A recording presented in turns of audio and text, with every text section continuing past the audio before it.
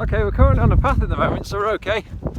And the clouds haven't dropped on us, so we're not in the clouds today. We're actually high up, so we've got clear views. So the great thing is, I can see the trig point in the distance for the higher shell stones. So I can head for that. And at the moment we're on a path anyway. But things like that are really useful to stop you getting lost. But the wind is getting stronger now. And we're running into the headwind, so it's going to be quite a difficult bit this. So stay with me. We'll do this. Right. Come across a bog. I need to cross it, so I'm going to concentrate. And I'm going to use the technique which I was telling you about. So, first things first, I'm going to go back, because I can tell I'm going to get myself in trouble with that one. And go around. And then I'm going to do frog hopping, which is where you find a dry patch. And then from that, jump to the next patch. So, yeah, there's one. We're getting our way back round.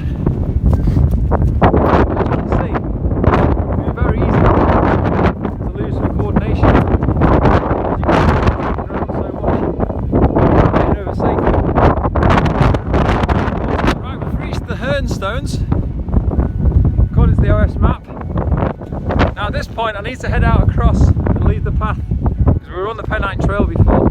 I'm going to head out across to the higher shell stones, so I'm not going to talk to you because I'm going to concentrate on this moment. Keep an eye on the map, make sure we head out and we're safe, and I'll talk to you when we get to the higher shell stones, which is not far, probably not that far. I'll check on the map and I'll talk to you in a bit. That wasn't far at all. But the marshes were pretty bad. There was parts where I was running up and down and it was 10 foot. It's 15 feet, bits I had to climb in and out, so there's no way you could do that as an official run. So I'm just looking. There's wreckage everywhere. I'm guessing we've managed to find the WWII crash site again. We're approaching it from a different angle. Oh, the wind's gone. Yep, here we go.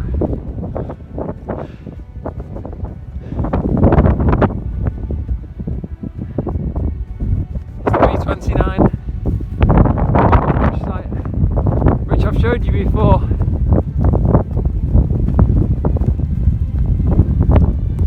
Always gets to me, this place. I don't know why I feel a connection with it, but I do. There you go.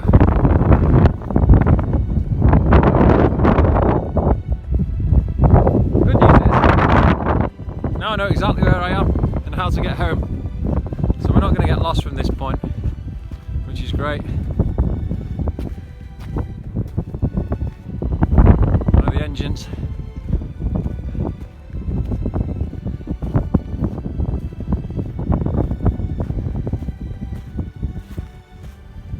Radiator. Right, let's get to the trig point. I've just ducked down. I'm frozen. I've just ducked down behind a clough. We're about to reach the trig point, but the Gale-Force kicked in and have arrived. So I won't be able to talk to you there, so I'm going to run up with you now, show you the trig point. I'm going to talk to you about trig points in the future as well, they're quite interesting. But we'll get there, we'll see the view, and then we'll head back down. So should we go for it? It's into a strong wind.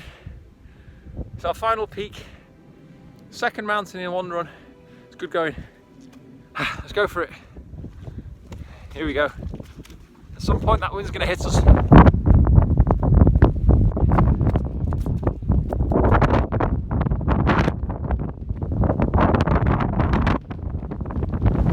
Yeah, there we go.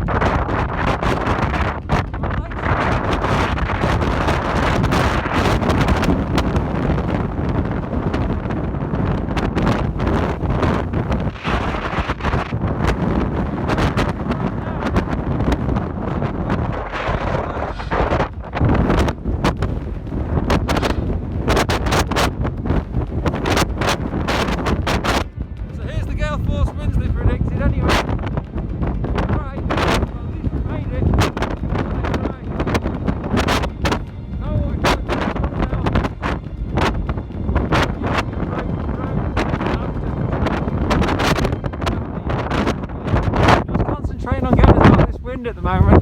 We're just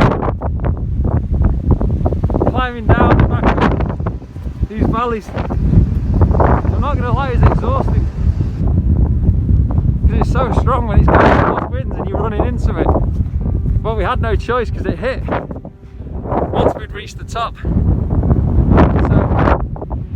we were up there, we're back down now. We're at the top of this valley and we're going to head down all the way to the bottom. So we're probably looking at about another 6 miles to get to the bottom of it. So I'm going to concentrate on the running for a bit now. And my hands are freezing, I can't feel them, it's so cold. So I'm going to run. My phone's saying low battery now, it's getting that cold, it's killing the battery. I'm going to put my hands under my arms while I run and get them warm. So I'm going to concentrate on that, get us out of this wind, and I'll catch up with you.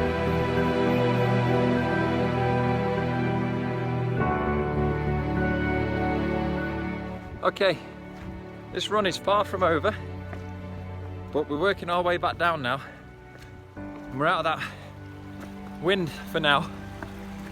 Oh, thank goodness. That really tested me. That was so strong. I've never run at an angle. My legs were getting blown out from under me. I don't know how you found it, but such a relief. I love being tested though. And that was one of them. And we scaled 2 mountains today, which is amazing. And we're running along this very narrow path from the top. We were right up there, you can't even see the top anymore. So there's 7% left on my phone, and I forgot to bring the power bank because I didn't think I was doing the marathon run. But this run is actually quite a big run after all. It's far from over. Definitely walking on this part. Just while I talk to you, and then we'll carry on running. Yes, we're working our way back down. I can feel my hands again now, which is good. It doesn't feel like it's minus anymore. And we're just heading down this valley, which is absolutely beautiful. Now, interestingly enough, this path we're on used to be a Roman road, and people say that they've seen Roman sentries and soldiers coming up and down this. It's supposed to be haunted. I've never seen anything on there, but there you go. But yeah, we're going to run down this valley now. We've got quite a few miles to cover yet before we get back, so it's going to be quite a big run after all. It's not a marathon, but that's part of the marathon I want to do. But next time what we'll do is we'll carry on to Kinder and scale Kinder as well. But that is going to be a big run, so we're going to have to be prepared for that. Make sure we bring the right food, power charger for the phone, a few other bits and bobs, extra layers, make sure we're safe. And yeah, should be good. So I'm going to let you see the view. I'll catch you with you in a bit.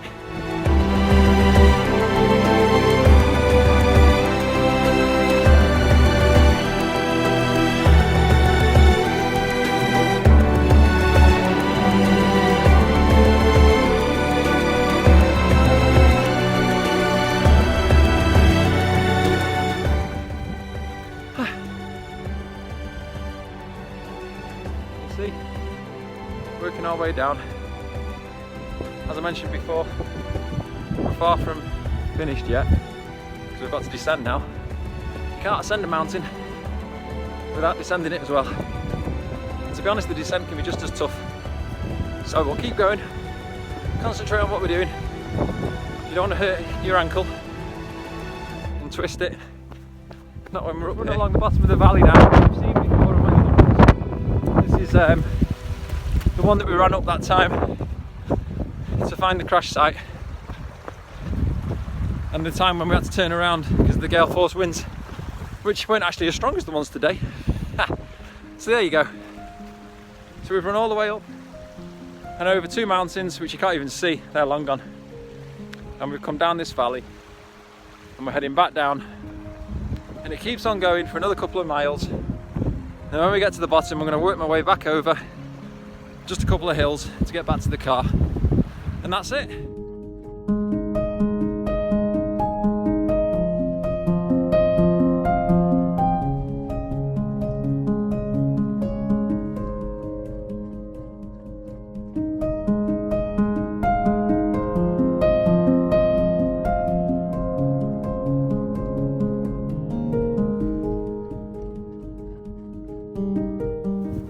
1% battery, but I'm going to risk one last quick chat with you.